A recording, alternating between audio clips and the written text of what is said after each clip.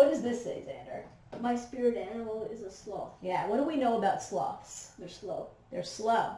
So this was a gift from my friend Tracy, and I take this as a huge compliment that when she saw a sloth, she said that it reminded her of me. So other people might not think that that's a compliment, but I think it's a compliment because what I see in a sloth is joy, I see happiness, I see a chill attitude. So I remind myself to be like the sloth whenever I feel like I'm really busy and I'm just trying to do way too much and I need to slow down and appreciate life. I remind myself of the sloth. So I'm going to ask Xander a couple of questions, and we already have paper ready to go. We have markers ready to go. So for this exercise, you'll need something to write on and write with. And Xander, let's pick a strong emotion that's not pleasant. A strong emotion that's not pleasant.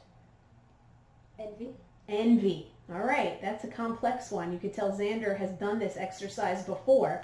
So envy. Yes. What animal would you say, would you think of when you hear envy? What animal do you think of? Like a snake. A snake. Can you please draw a snake? Yes. Thank you. Please show the camera, our friends that are watching, can you show snake? Okay, now Xander has done this before, so he left a little bit of space over here. So now let's take a look. I'm going to show you I was thinking anger, and this is my cat. I first thought lion, and it came out looking like a cat, so I'm going to go with whatever it came out looking like, cat, right? Okay, over here, let's put envy. Right, envy. I'm going to write what I said. And now, write down here some of the places that you feel envy. So, have you ever felt envy before? Not that I remember. Not that you remember, but when I asked you for a strong emotion that you thought was unpleasant, you said envy. Yes. But you don't remember recalling or feeling envy ever? No. So what's your experience with it? How do you know about it? I've really just like heard that's like one of the 7 deadly sins. So I knew that it was bad. Have you read about it? Yes. Okay, let's see. Some of the stories that you've read about envy. Let's write just one word. Some of the stories that you've read in envy was mentioned. What are some of the things that you remember in those stories? Not long sentences, just one word. Can it be like a movie? It can be however you relate to envy, because that's the one that you chose. Yes. So if I picked it for you, then I'd help you, but you picked it for you. You picked envy when I said strong, unpleasant emotion. So you must have some experience with it to have chosen it. And then you're going to write, if you felt envy before.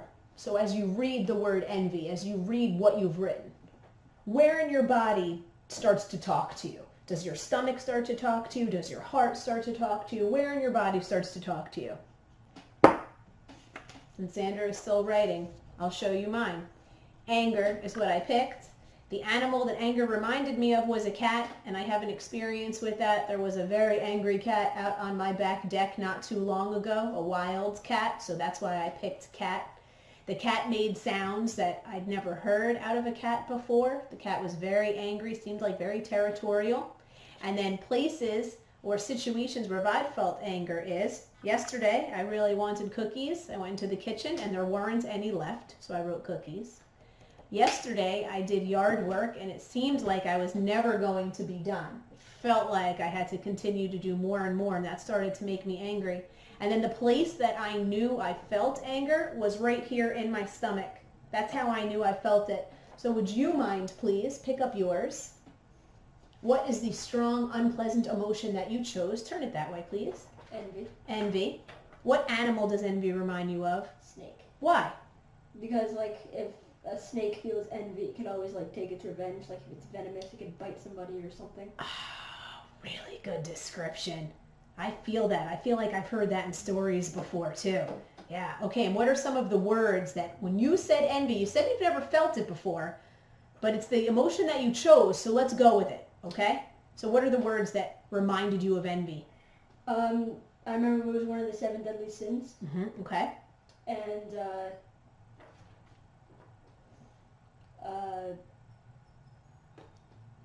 in the movie Shazam, envy was like one of the most powerful ones, I remember.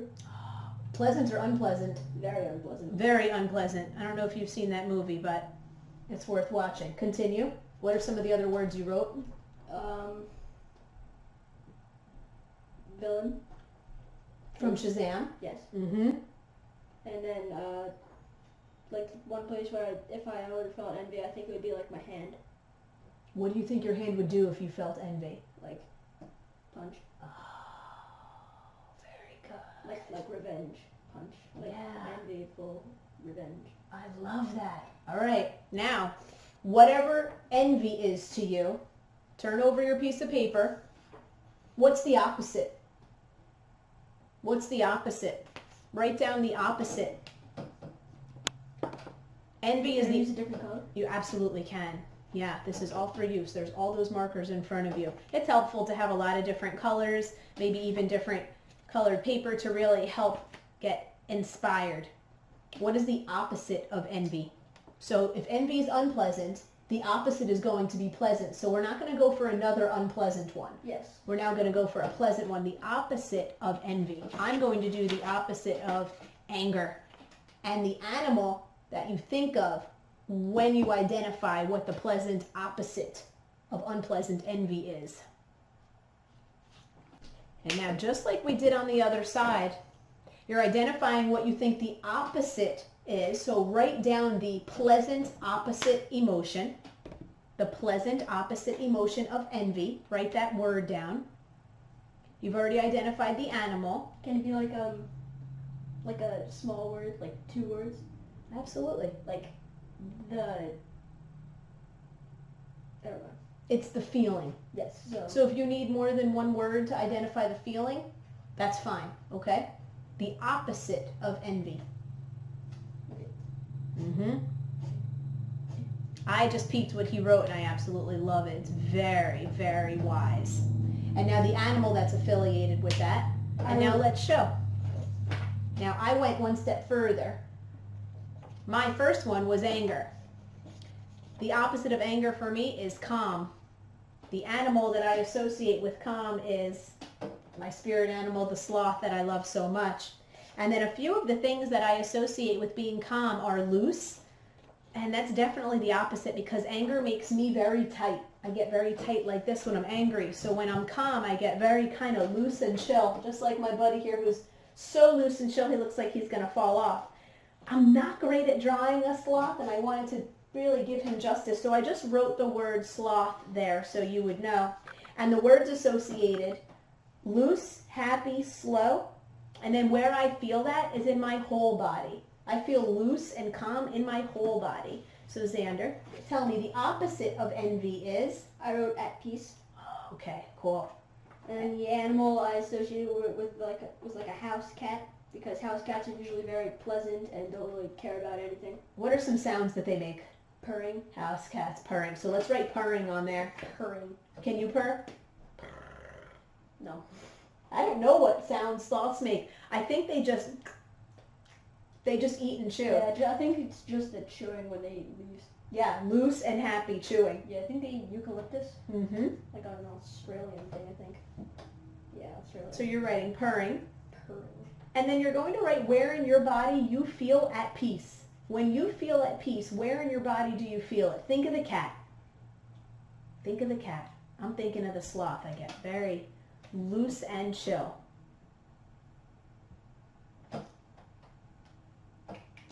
Can you show, please? Yes.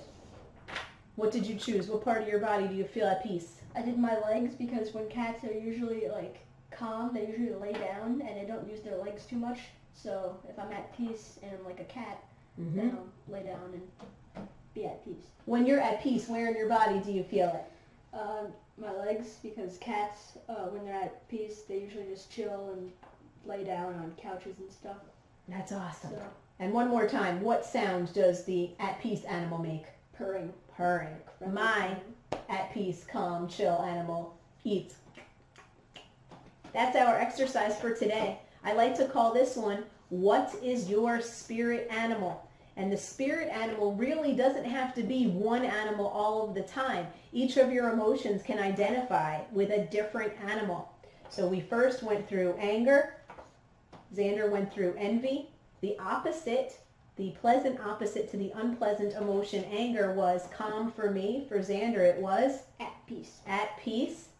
I chose a cat for anger because I had an incident with a cat in the backyard that the cat was very, very angry. And for calm, I chose my spirit animal friend, the sloth. What did you choose for envy? For envy, I chose a snake because snakes can usually get their revenge in a very envyful way if they're like venomous or something. Mm-hmm. And then for at peace, I did a cat because cats are usually easygoing and don't care about anything. So true. Do you have any questions about our lesson today or anything else to contribute?